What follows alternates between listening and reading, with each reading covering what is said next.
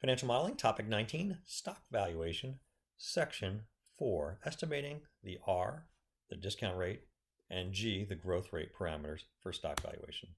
And the first thing I just want to do a few things and to talk about. The first is when thinking about growth rates.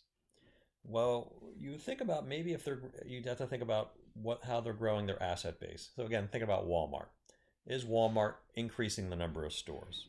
Well, I can't see that directly, but I can see CapEx. If I look at the last 3 years cash flows for Walmart, you can see their depreciation is about $10.5 billion a year, and their CapEx is about $10 to $10.5 billion a year. So what that tells me is Walmart is simply replacing its assets that are depreciating.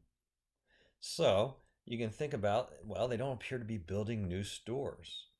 So this would maybe justify, if they're not increasing the number of assets, they're just kind of upgrading the current stores as they're wearing out and buying new trucks as they're wearing out and buying new cash registers as they're wearing out.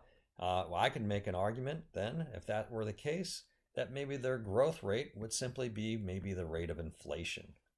Since the only way they're not really going to sell any more goods, they're simply going to be raise prices with inflation rates.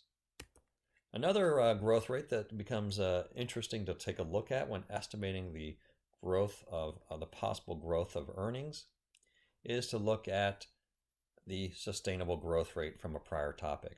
If I take my ROE times plowback divided by 1 minus the ROE times plowback, that's the rate of growth that the firm can achieve, assuming it doesn't change its capital structure, the DD ratio.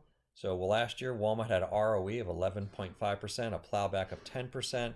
And so if I take that ROE times plowback divided by 1 minus ROE times plowback, I get 0.1% growth for Walmart. So it's telling me that Walmart is expected to grow a lot slower just looking at those metrics. And the last one, discount rate. Now we're going to do this in a future topic. Now I just want to say that discount rate that we apply to the cash flows should reflect the risk of that firm's cash flows. The higher the discount rate, for the higher the risk firms.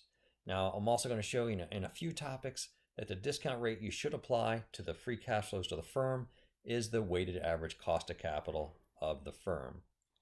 So, this was Stock Valuation, Section 4.